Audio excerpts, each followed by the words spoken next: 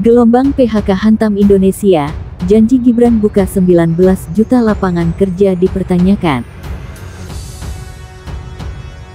Jika agenda hilirisasi, pemerataan pembangunan, transisi menuju energi hijau, ekonomi kreatif, UMKM bisa kita kawal, insya Allah akan terbuka 19 juta lapangan pekerjaan untuk generasi muda dan kaum perempuan.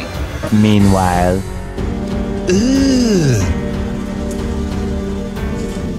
brother, what's that? What's that, brother? Indonesia gelap. Kegelapan masih terus berlanjut. Masih berlanjut, 3 perusahaan akan PHK 4.050 karyawan awal tahun 2025. Dan gelombang PHK di berbagai perusahaan terus berlanjut sehingga pengangguran semakin banyak. Indonesia semakin gelap. Ini adalah buah dari 10 tahun pembangunan dilakukan secara ugal-ugalan dan tidak pernah memperhatikan kepentingan rakyat, hanya dengan kebohongan, menjanjikan banyak pekerjaan dan sebagainya. Dan keberlanjutan terus berlanjut sekarang. Siapa yang peduli dengan nasib mereka? Tidak ada. Mereka hanya peduli dengan koalisi gemuk, bagi-bagi kekuasaan, kabinet gemuk, menaikkan pajak dan sebagainya, tapi siapa yang peduli dengan mereka? Oke, gas. Hubungan industrial selama ini, betul? Dia hanya tahu tentang kepentingan bagaimana mengeruk duit. Hanya itu. Apa yang menjadi tuntutan mereka nggak pernah mendasar. Kita sudah kaji bersama. Makanya saya minta kepada PCBEE, ayo, karena mereka sudah nantang kita, mereka sudah somasi konsulat cabang. Nih, kawan-kawan pengen tahu, konsulat cabang udah disomasi. Hayya 'alas shalah.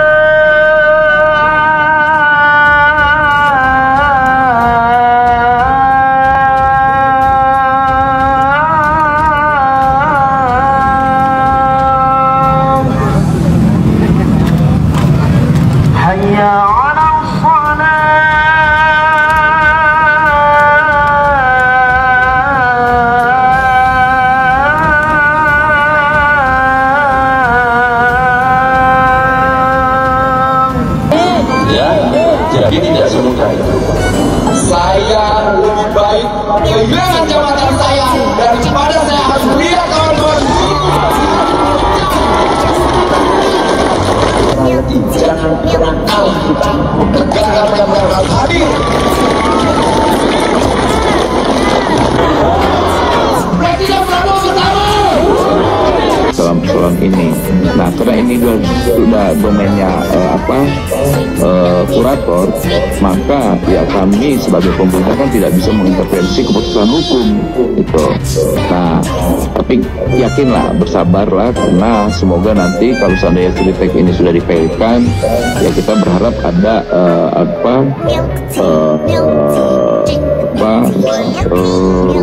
ya ada investor atau apalah ya. Dua pabrik piano milik Yamaha di Indonesia akan menghentikan operasinya pada tahun ini. Akibatnya sebanyak 1.100 karyawan terancam mengalami pemutusan hubungan kerja atau PHK. Presiden Federasi Serikat Pekerja Metal Indonesia (FSPMI), Riden Hatam Aziz mengungkapkan, dua pabrik yang akan tutup adalah PT Yamaha Music Product Asia di kawasan MM2100 Bekasi, serta PT Yamaha Indonesia di Pulau Gadung, Jakarta. Kedua pabrik tersebut merupakan divisi produksi piano dan berkaitan dengan induk usaha mereka, Yamaha Corporation. Menurut Riden, keputusan penutupan diambil lantaran permintaan pasar yang terus menurun sehingga produksi dialihkan ke pabrik Yamaha di China dan Jepang. Menteri Perindustrian Agus Gumiwang Kartasasmita turut menanggapi rencana penutupan pabrik ini. Ia menyebut secara umum industri manufaktur di Indonesia masih mengalami pertumbuhan positif yang terlihat dari Indeks Kepercayaan Industri atau IKI serta Purchasing Manufacture Index PMI yang terus berada di atas 50 poin. Agus juga mengatakan permasalahan penutupan pabrik harus dilihat secara holistik dari hulu ke hilir agar dapat diidentifikasi akar permasalahannya secara menyeluruh. Agus juga menyoroti faktor relokasi produksi ke luar negeri menjadi salah satu penyebabnya. Ya, yang pasti dalam kondisi gini negara harus tetap hadir ya, nggak boleh dalam kekalutan ini, kepanikan ini lantas negara tidak hadir. Nah, tugas negara adalah hadir dan menjaga warga dengan kepastian. Nah, untuk itu kita coba cari formulasi-formulasi yang coba mengurangi angka pengangguran dan juga angka PHK. Nah, makanya banyak mitra-mitra industri kita coba cari. Kayak kemarin saya di Garut kemarin saya meresmikan sebuah perusahaan sepatu khusus padat karya di Baru, Jawa Barat. Itu mereka punya resapan tenaga kerja itu sampai sekitar 10 ribuan. Belum juga industri-industri lagi yang lain itu di Subang, otomotif itu atau BYD Indonesia-nya itu ada resapan tenaga kerja sekitar 18.000 itu untuk otomotif. Marak PKH massal, Wamenaker sebut lapangan pekerjaan masih banyak gundulmu itu Pak, nggak melihat data BPS. Menurut data BPS tahun 2024, jumlah pengangguran di Indonesia itu mencapai 7,4 juta jiwa. Apalagi tahun 2025 yang belum didata oleh BPS. Masih ngomong lapangan pekerjaan masih banyak. Kalau memang lapangan pekerjaan itu banyak Pak, tidak ada angka 7,4 juta jiwa yang nganggur itu. Kalau ngomong tolong hati-hati Pak, jangan asal jeplak. Mungkin karena Bapak ini memang kerjanya tidak terlalu becus, tidak terlalu bisa ya. Maklum mantan, enggak, biar netizen saja yang ngomel-ngomel ke Bapak ya. Tolong teman non-muslim, silahkan dikomentari dan hujat. Kami yang berpuasa nanti ngambil shift malam. Thank you. Ya udah yuk, nanti malam kita kata-katain nggak apa-apa. Sritek tutup Pak. Gimana kemarin janjinya? Katanya mau mundur kalau Sritek tutup. Ayo, janjinya mana? Mundur ayo mundur. Gini amat pejabat yang latar belakangnya Vanzilat dan Buz. Tolong lihat kenyataan. Anak raja Jawa saja butuh pekerjaan sampai upah Mas Gip, ya. Takut. Tolong tunjukkan lapangan kerja yang masih banyak itu di mana Pak? Apalagi untuk orang yang sudah di atas 40 tahun, di mana Pak? Di mana yang masih banyak lowongan pekerjaan?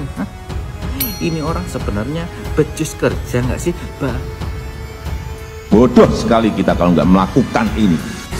Kalau kita beli barang impor, bayangkan Bapak Ibu semuanya, kita memberi pekerjaan kepada negara lain. Pekerjaan ada di sana, bukan di sini. Coba kita belokkan semuanya ke sini. Barang yang kita beli barang dalam negeri, berarti akan ada investasi, berarti membuka lapangan pekerjaan. Tadi sudah dihitung, bisa membuka 2 juta lapangan pekerjaan. Kalau ini tidak dilakukan, sekali lagi bodoh banget kita ini. CCTV beli impor, di dalam negeri ada yang bisa produksi. Tempat tidur saya lihat di Jogja ada, Bekasi, Tangerang ada. Beli impor. Apa traktor kayak gitu, bukan high tech aja impor. Jengkel saya. Pensil, kertas, saya cek impor, ballpoint. Ini apa ini kita? Seragam dan sepatu tentara dan polisi beli dari luar. Kita ini produksi di mana-mana bisa. Buku tulis impor. Mana? Jangan ini diteruskan. Stop. Sekarang yang import pun terlalu banyak, dia pun juga perang Pak. Loh. Oke. Ya. Pak, fenomena ini terjadi karena itu natural atau ada intervensi dari kemudahan-kemudahan di era digital ini atau apa? Memang di negara mereka juga sulit Pak. Jadi mereka cari market. Oh, Indonesia empuk. Gampang dihapusi. Berarti pinter-pinteran dong. gampang dihapusi. Kita berarti kurang pinter meregulasi dong. Nah itu, ya itu. Nah ini mudah dianulah, diakalin. Ya semuanya Pak, kalau diakalin di negara ini, ya habis Pak. Apapun lah. Kalau menurut pengamatan sebagai Pak Iwan sebagai pelaku ini, apakah dampak saya bilang intrusi ya, kalau air laut masuk berarti kan intrusi ya. Ini intrusi impor barang bekas masuk ke Indonesia, ini sudah seberapa parah sekarang ini? Sangat parah Pak, distorsinya sangat parah. Sudah sangat parah? Sudah sangat parah.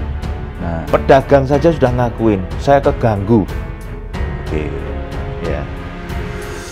Ini musim mau lebaran, tapi penjualannya tidak pick up Pak. Serius Pak. Tidak udah pick up. Biasanya ini pick up. 1 bulan jelang lebaran ini udah mulai naik penjualan. Ini tidak pick up Pak. Gelombang pemutusan hubungan kerja PHK kembali menghantam industri di Indonesia. PT Sri Rejeki Isman Terbuka Sritex resmi mengumumkan penutupan permanen perusahaannya pada tanggal 1 Maret tahun 2025, yang mengakibatkan lebih dari 10.000 karyawan kehilangan pekerjaan.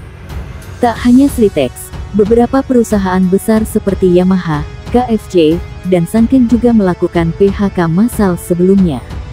Kejadian ini memicu perhatian publik di media sosial, terutama terkait janji Wakil Presiden Indonesia, Gibran Rakabuming Raka, yang saat kampanye menyatakan akan membuka 19 juta lapangan kerja. Dalam debat calon wakil presiden pada Januari tahun 2024, Gibran menegaskan bahwa target tersebut dapat dicapai melalui agenda hilirisasi, pemerataan pembangunan, pengembangan ekonomi kreatif dan UMKM, serta transisi energi hijau. Dari total 19 juta lapangan kerja yang dijanjikan, 5 juta diantaranya disebut akan berfokus pada pekerjaan ramah lingkungan atau green jobs. Namun, dengan maraknya gelombang PHK, publik mempertanyakan realisasi janji tersebut. Salah satu unggahan di platform X oleh akun @bospurwa menunjukkan tangkapan layar pemberitaan terkait PHK massal di berbagai perusahaan, disertai dengan komentar kritis terhadap program makan bergizi gratis MBG yang dikampanyekan pemerintah. Innalillahi, di saat anaknya dapat makan bergizi gratis, ibu atau bapaknya kena PHK, tulis akun tersebut, dikutip @bospurwa, Selasa tanggal 4 Maret tahun 2025. Unggahan ini pun memicu berbagai reaksi dari warganet dan menyinggung kembali janji Gibran terkait penciptaan lapangan kerja. Solusi gimana nih banyak pengangguran @Gerindra, lapangan pekerjaan 19 juta, green jobs, dan hilirisasi digital. Bank emas serap tenaga kerja 1,8 juta itu bukan omong kosong kan? Tanya netizen, mana janji kampanye 19 juta lapangan kerja Pak Prabowo @Gibran _tweet @Gerindra, kata lainnya. Nggak apa-apa, Wapres Gibran maha pintar dan maha ganteng akan membuka 19 juta lapangan kerja, tapi jurus bapaknya dipakai alias berkebalikan, kritik lainnya. Wahyuni Fajar.